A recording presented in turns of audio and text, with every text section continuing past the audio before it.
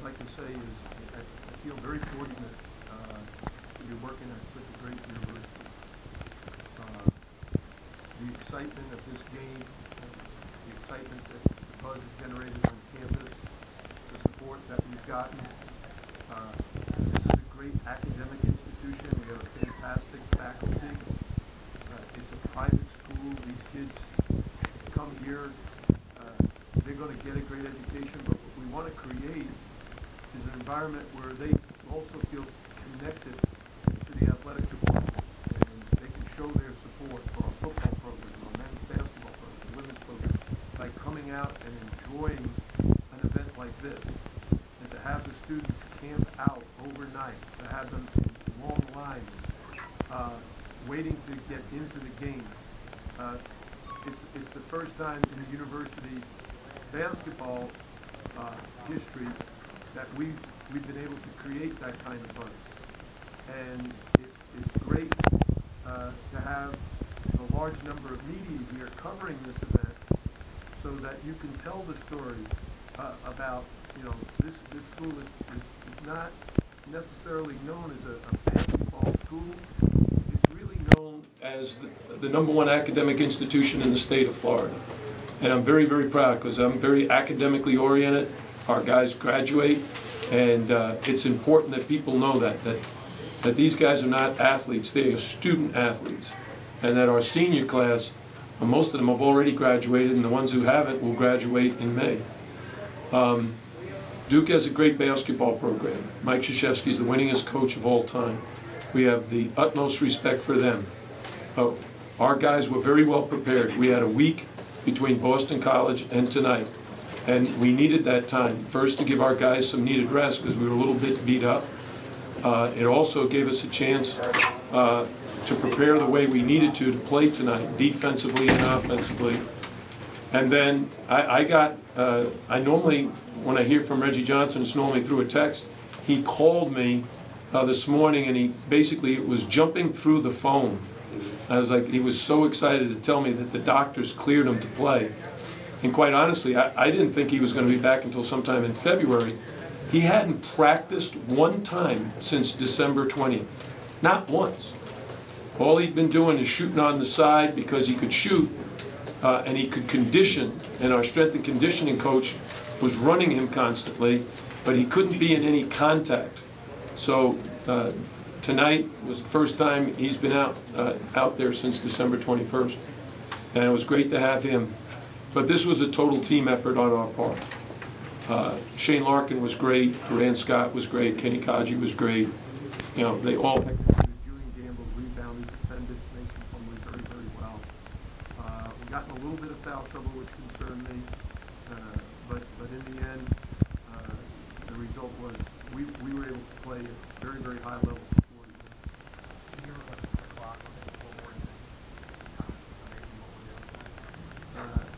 I was looking at the score clock the entire game. I was looking at the score and I was thinking, wish there were less time left in the game. But it was one of those games that we told our team, Duke is always be aggressive. They're just so good. If you look at their stats, offensively and defensively, they're so good at both ends of the court.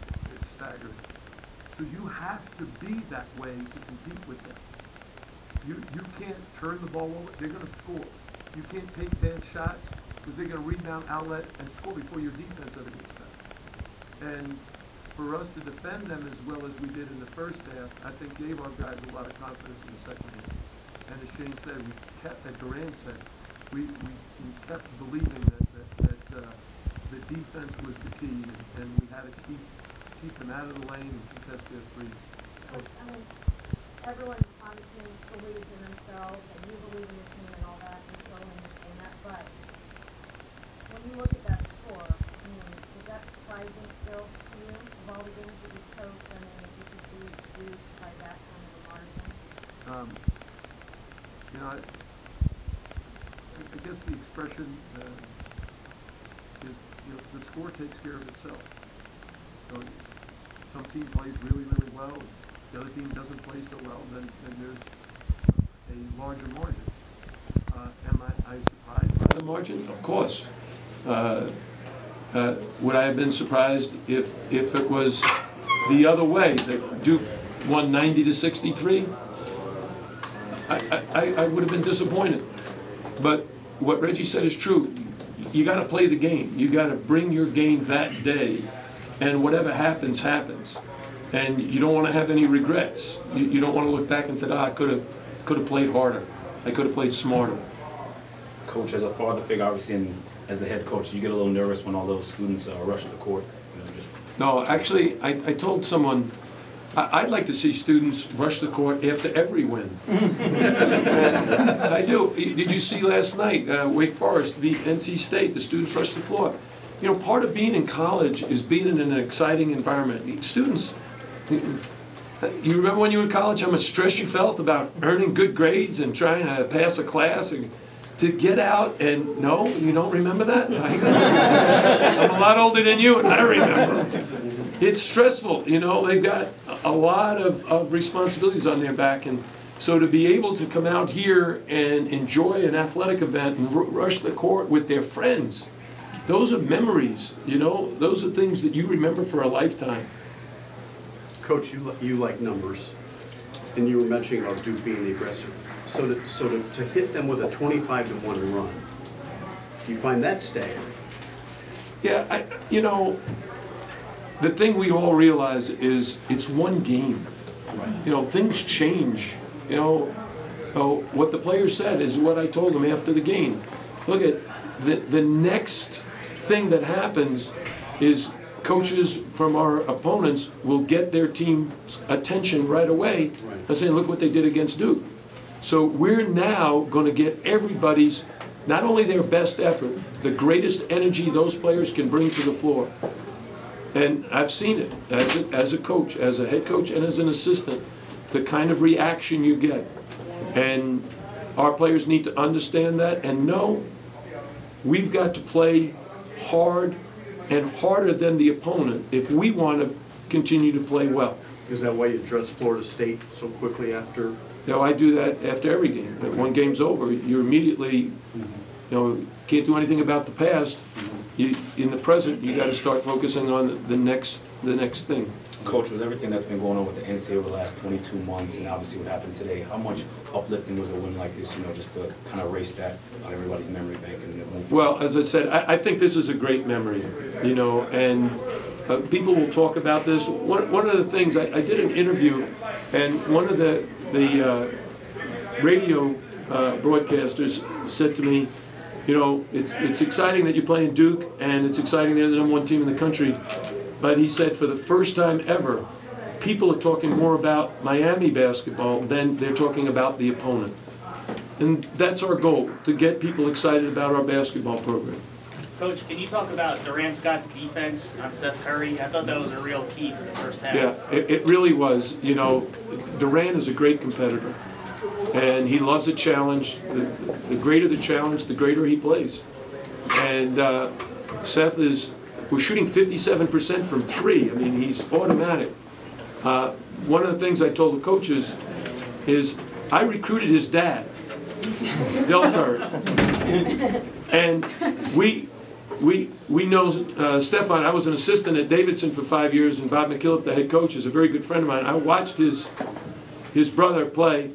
And Seth buried us at George Mason. He had, I think, 23 his freshman year against us and beat a very good George Mason team at Liberty. So of the utmost respect for him and his family and their ability to put the ball in the basket, Durant had a terrific defensive effort tonight.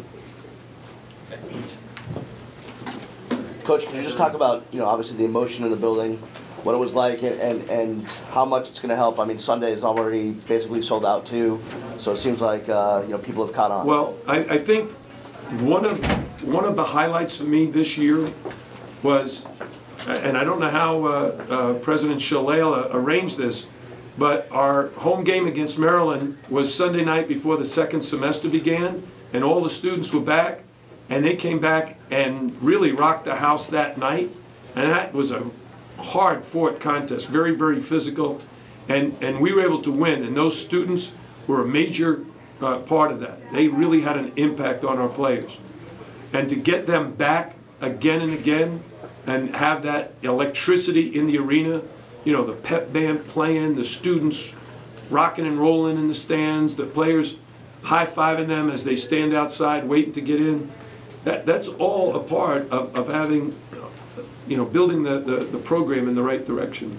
Did you get a chance to go see the students? I did. I brought them donuts. My staff and I went out. My wife went to Costco. She shopped for Krispy Kreme, and we brought, I don't know, 300 donuts out there.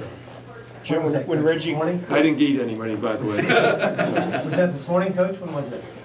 And they had camped out overnight, so I brought them about 12:30. I thought it was lunch. I didn't know if they got a chance to get away and eat lunch. When Reggie came out the first time, did you think about Willis Reed at all? We talked about that before. You know, one of the things, Reggie is a character.